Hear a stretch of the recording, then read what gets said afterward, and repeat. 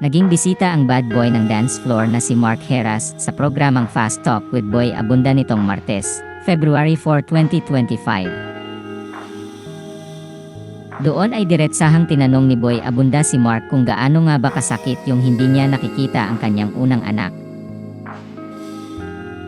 Sinabi ni Mark sa panayam sa kanya ni Boy Abunda na hindi niya na masyadong iniisip iyon dahil may malalim na dahilan kung bakit hindi niya muna nakikita ang kanyang unang anak.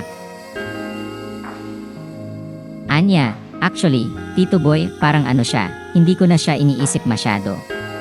Kasi there's this na parang medyo ibang deeper na dahilan kung bakit hindi na siya napag-uusapan or what. Pero nang tanungin kung nasasaktan nga ba siya, sagot ni Mark, actually, hindi siya nasasaktan. Pero parang, wala lang.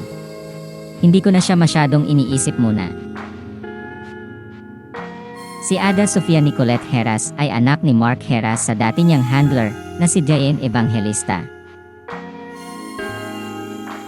Matatanda ang sinabi ni Mark sa panayam sa kanya ng Pep.ph noong 2018 na namimiss na raw niya si Ada, ngunit ayaw na raw niyang magbigay ng mahabang detalye sa issue. Samantala, inanunsyo ng asawa ni Mark Heras na si Nicole Donesa noong December 2024 na siya ay buntis sa pangalawang anak nila. Sa ulat ng Pep.ph kamakailan, tinanong ng cabinet files si Mark tungkol sa posibilidad ng paglahok niya bilang isa sa celebrity housemates ng reality show na Pinoy Big Brother Celebrity Edition Collab.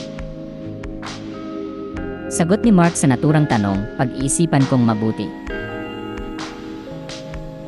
Ayon kay Mark, nababasa niya sa social media ang hiling ng mga taong isali siya sa PBB Celebrity Edition Collab bilang isang celebrity housemate, pero hindi madali para sa kanya ang magdesisyon dahil sa kanyang pamilya.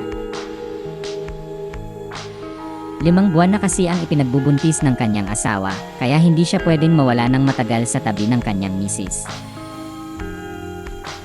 Sinabi rin ni Mark na hindi pa niya alam ang kasarian ng kanilang pangalawang anak dahil hindi pa sumasailalim sa ultrasound ang kanyang asawa, pero kung siya ang tatanungin ay lalaki pa rin ang gusto niyang maging pangalawang anak nila.